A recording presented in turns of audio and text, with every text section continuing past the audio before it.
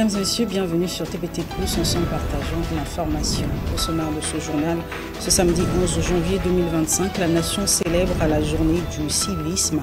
À cette occasion, le ministre de la Jeunesse, Hugues Landélé, a transmis le message du gouvernement le 10 janvier 2025. Le président du Rwanda, Paul Kagame, a affirmé jeudi lors d'une conférence de presse que les pourparlers ne s'attaquent pas aux causes profondes de problèmes. L'incendie à Los Angeles continue de dévaster les abords de la ville. Le bilan provisoire est de moins 10 morts. Tout de suite, les détails.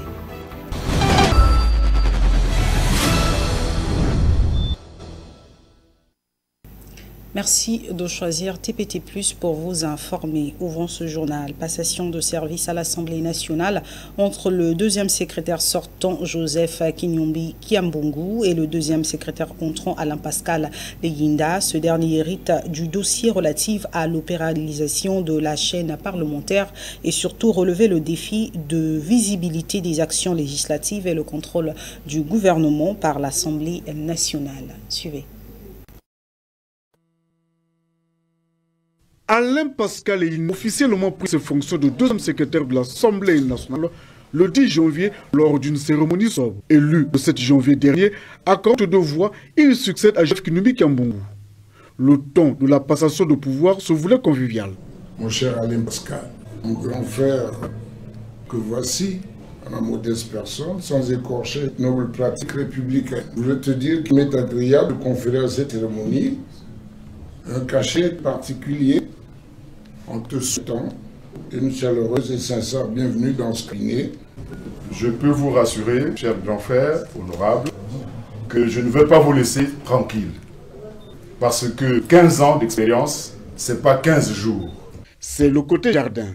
Et le côté court, le deuxième secrétaire sortant a rapidement évoqué le dossier qu'il transmet à son successeur. Je quitte ce cabinet avec le sentiment d'un devoir non achevé.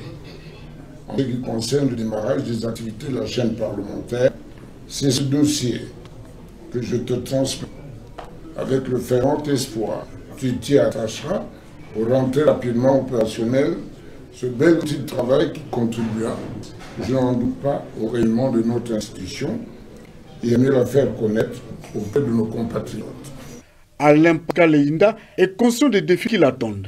La mission qui est la nôtre aujourd'hui, c'est vos challenges que nous allons réunir ensemble, remplir ensemble, poursuivre ensemble. Ce n'est pas votre personne qui compte, ce n'est pas la personne de Leyinda qui compte, c'est le Congo. La priorité, c'est le Congo. La priorité, ce sont les institutions de la République. Et la priorité, c'est l'Assemblée nationale. La mission du deuxième secrétaire, ça c'est une mission pour moi classique qui est connue de tout le monde. La communication, la presse et l'information. C'est le secrétaire général adjoint de l'Assemblée nationale, Franck Siolo, qui a supervisé cette cérémonie de passation de pouvoir. Se repose sur le respect de ces symboles nationaux tels que l'hymne national, le sceau, les armoiries, le drapeau et la devise. C'est dans cette optique que le ministre de la Jeunesse et de l'Éducation civique, Hugues Landélé, a transmis le message du gouvernement le 10 janvier par rapport à la célébration de la journée nationale du civisme le 11 janvier 2025. Images et commentaires. La jeunesse. Une fois de plus, la jeunesse est et demeure le point culminant de la politique nationale. Mais de quelle jeunesse le pouvoir public fonde leur espoir? Celle qui pratique le civisme, ce socle fondamental de la République par des gestes simples, des paroles respectueuses et des actions empreintes de patriotisme, a encouragé le ministre Hugues Landélé. La construction d'un Congo fort, uni et prospère repose sur la responsabilité, l'engagement et le respect des valeurs qui fondent notre nation. Comprenons alors de la pensée du chef de l'État sur le civisme, Hugues Landélé avait déjà mis à la disposition des jeunes un guide censé les orienter, d'où son appel une fois de plus à ces derniers de s'en approprier. Le ministère en charge de l'éducation civique a produit depuis l'année dernière un guide pratique pour la jeunesse congolaise, disponible gratuitement en ligne. Je vous invite à vous l'approprier et à méditer sur l'importance des symboles de la République, afin d'en connaître l'histoire, la signification et le rôle dans le maintien de la cohésion nationale. Face à ce combat qui implique l'apport de tous, le ministre de la Jeunesse revient sur la citation du président de la République, Denis Sassou Nguesso, selon laquelle la prise de conscience est une responsabilité qui incombe à tous, à commencer par les aînés engagés dans la gestion des affaires publiques et ensuite aux jeunes qui attendent de prendre le relais des aînés. Cette responsabilité commence par nous-mêmes et s'étend à chaque citoyen pour bâtir un Congo uni. Cette journée est célébrée sous le thème « Jeunesse congolaise », garante de la vitalité du caractère sacré des symboles de la République. C'est dans le cadre des activités relatives aux soutenances des 41e thèses de doctorat de la Faculté des sciences de santé de l'Université Marie-Ngouabi que le docteur Jean-Daniel Ovaga a reçu les membres du jury de la Faculté de médecine le 9 janvier 2025 au sein de la clinique Sécurex. C'est un reportage de Michel Opakwele et Modeste Lolo. Le directeur général de la clinique médicale Sécurex, le docteur Ovaga, a accueilli le 9 janvier 2025 au sein de sa structure les membres du jury international de la faculté de médecine dans le cadre des activités relatives aux soutenances des 41e thèses de doctorat de la faculté des sciences de santé de l'université Marie-Ngouabi. D'où cet accueil a été précédé par une visite guidée de la dite clinique afin de permettre aux membres du jury d'avoir connaissance des installations de celle-ci. Suite à cette visite, le docteur Ovaga nous dit ce qui suit. Vous avez un produit de la faculté de médecine qui aujourd'hui est doyen de la faculté de médecine. Vous avez un produit de la faculté de médecine, donc président du conseil d'administration, président du patronat. C'est pour vous dire qu'effectivement cette école a créé, a produit. Cette école est passée de chenille à cancan à papillon. En démontrant sa gratitude, le directeur général de la clinique médicale Sécurex a profité de cette occasion pour souhaiter un meilleur vœu à la délégation. Je vous souhaite les vœux les meilleurs, que cette année 2025 soit douce et tendre. C'est au tour d'Andini que s'est terminée cette visite, un moment marqué par la présence de Maurice Nguesso, président d'honneur de l'UNOG. Soulignant ainsi que la clinique médicale Sécurex dispose désormais d'un appareil d'échographie pour les interventions chirurgicales.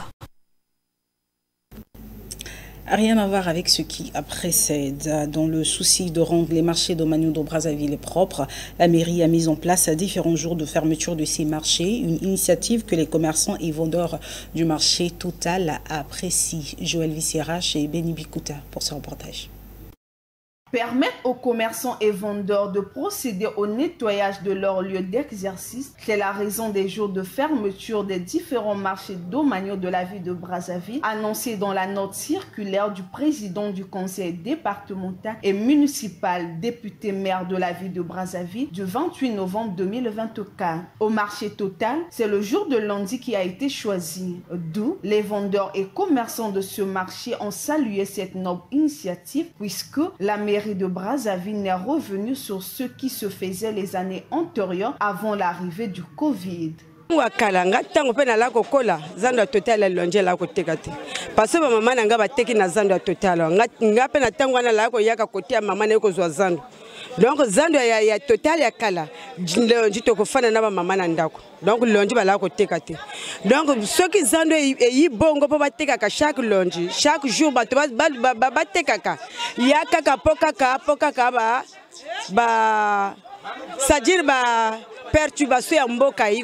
Pour moi, je suis très content parce que Baïna Kaka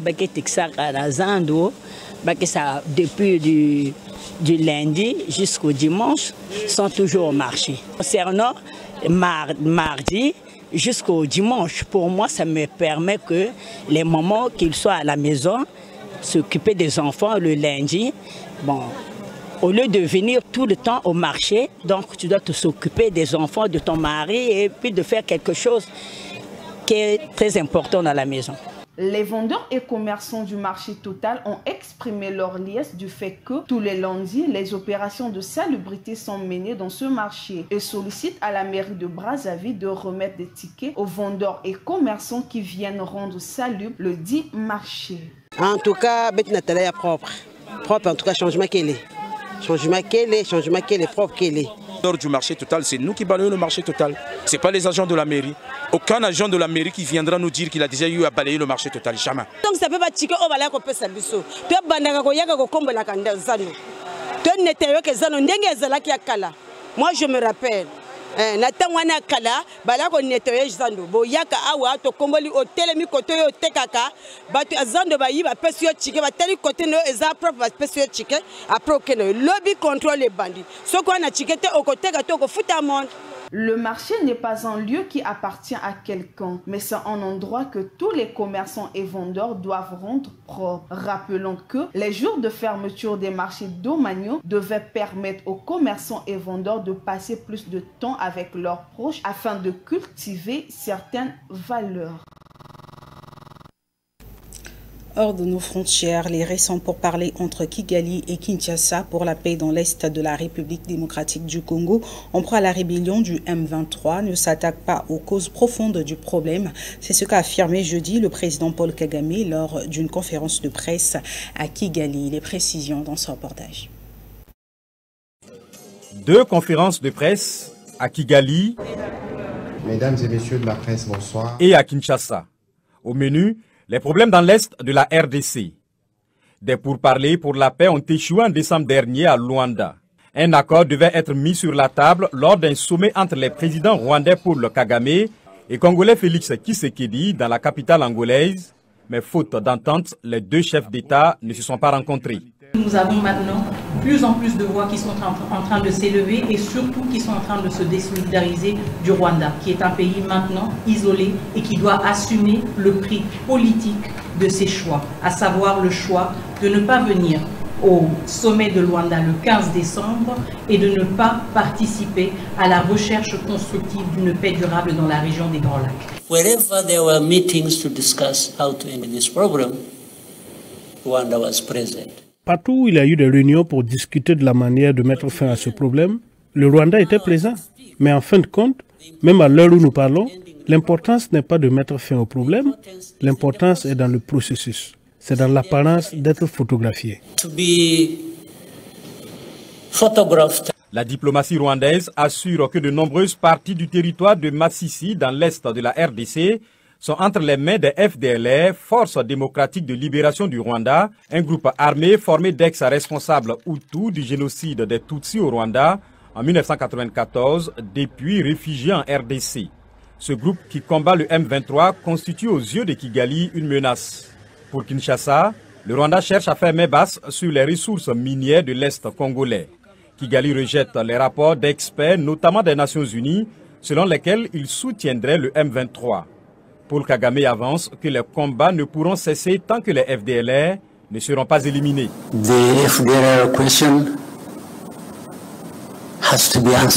La question des FDLR doit trouver une réponse. Il n'y a pas de moyen de l'esquiver ou de tourner sans fin autour du problème. Nous devons trouver une solution.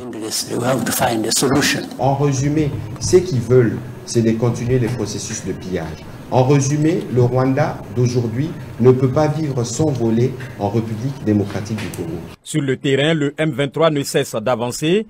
Il a pris le contrôle de la ville clé de Massissi à environ 80 km au nord de Goma, la capitale provinciale du Nord Kivu, suite à des combats qui ont déplacé plus de 100 000 personnes, selon l'ONU.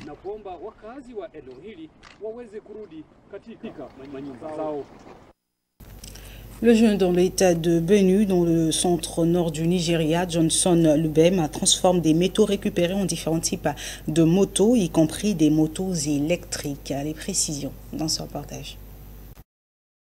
Depuis son petit atelier à Boko, sa ville natale dans l'état de Benue, au centre du Nigeria, le jeune Lubem Johnson travaille sur le prototype d'une moto entièrement fabriquée à partir des matériaux de récupération.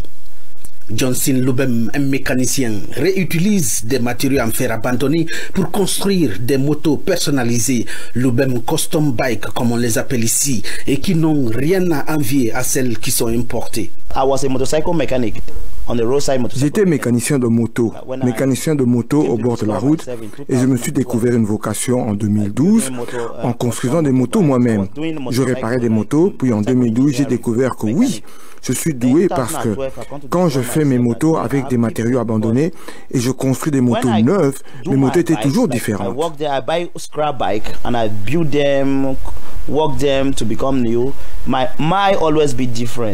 L'objectif de son initiative est de proposer une alternative aux motos importées, mais aussi un moyen pour lui de donner aux ressortissants de sa ville et d'autres Nigérians la possibilité de s'offrir une moto qui coûte la moitié des autres sur le marché. I saw his good work on Facebook.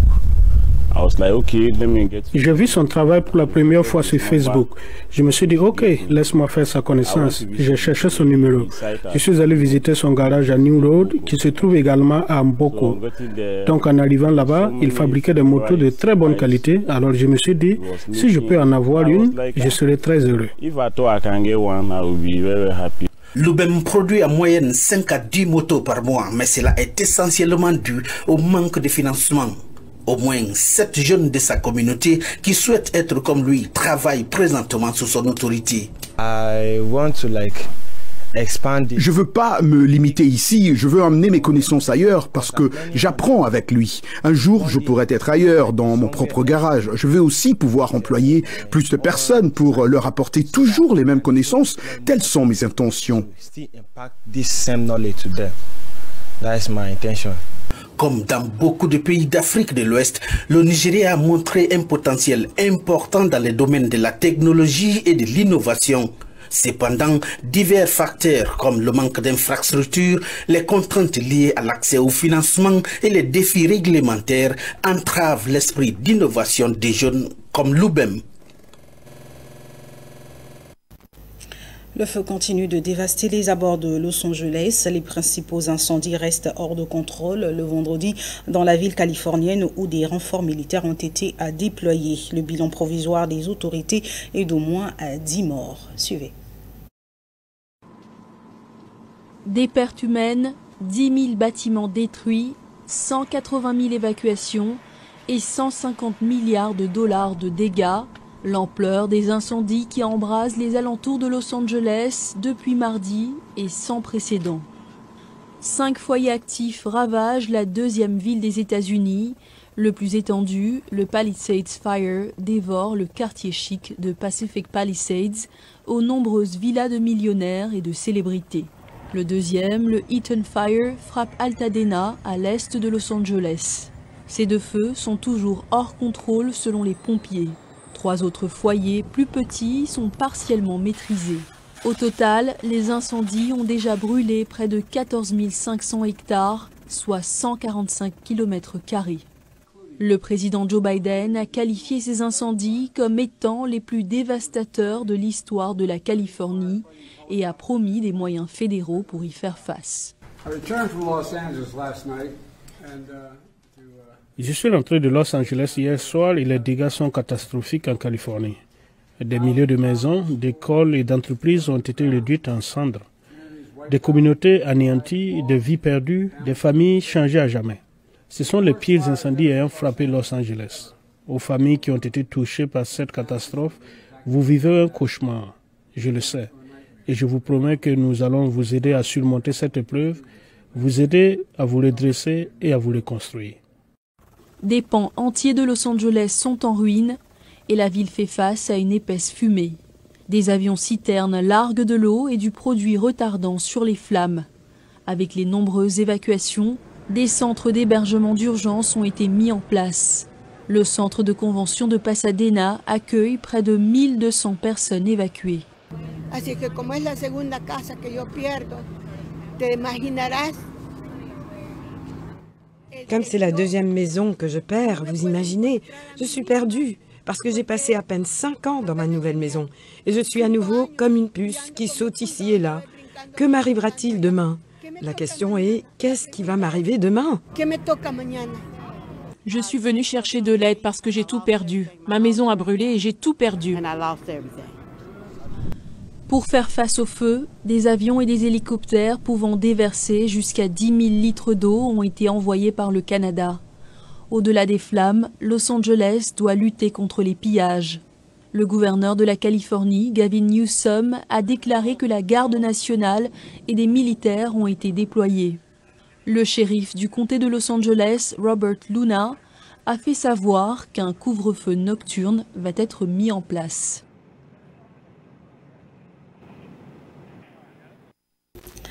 Et enfin, les funérailles nationales de l'ancien président Jimmy Carter ont eu lieu le jeudi dans la capitale Washington DC. Cet hommage rendu au prix Nobel de la paix s'est déroulé en présence de ses proches et d'anciens présidents des États-Unis. Suivez.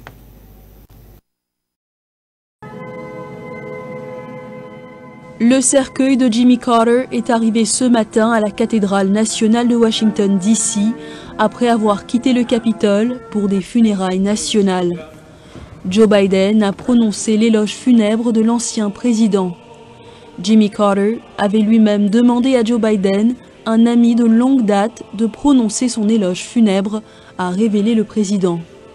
Carter était un homme droit, a salué Joe Biden. Jimmy Carter's friendship taught me, and through his life taught me, the strength of character. L'amitié de Jimmy Carter m'a appris, et sa vie m'a appris, que la force de caractère est plus importante que les titres ou le pouvoir que nous détenons.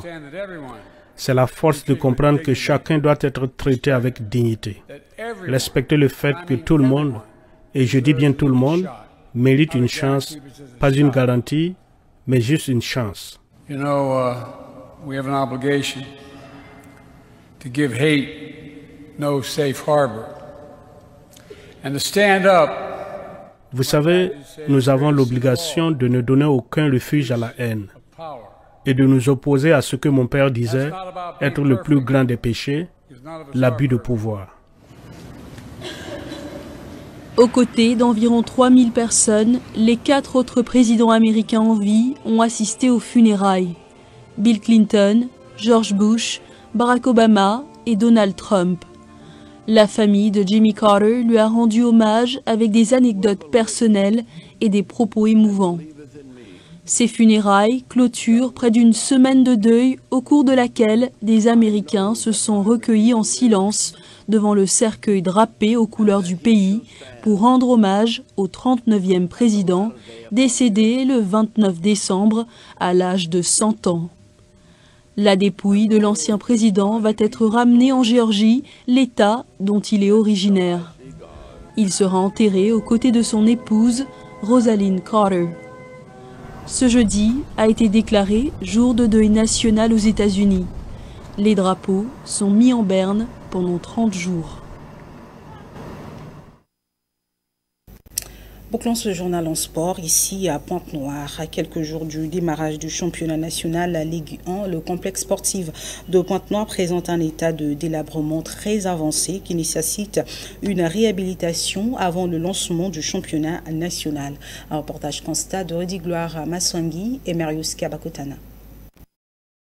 Le programme de la reprise du championnat national Ligue 1 est désormais disponible malgré la crise que traverse la Fédération congolaise de football, mais la situation des infrastructures pose toujours un grand problème. Tel est le cas du complexe sportif de Pointe-Noire qui souffre de plusieurs maux. Outre le sabotage de la pelouse, on déplore aussi la négligence et le manque d'entretien. Les fenêtres des vestiaires sont cassées depuis belle lurette, les toilettes impraticables comme le témoignent les images. À cela s'ajoutent les odeurs nauséabondes et l'insalubrité qui gagnent les alentours du complexe sportif de Pointe-Noire. La pelouse synthétique du dit complexe est laissée à la merci des élèves et autres riverains, puisque le championnat national qui débutera ce vendredi 17 janvier 2025 par match en zone, aux autorités compétentes de jeter un regard particulier au complexe sportif de Pointe-Noire, bien qu'ils n'étant pas homologués par la FIFA, pour permettre aux footballeurs de bien commencer le championnat national et une réhabilitation s'avère nécessaire. Et c'est la fin de ce journal. Merci pour votre fidélité. Retenons, la seule limite à la hauteur de vos réalisations et la portée de vos rêves et votre volonté de travailler dur pour les réaliser.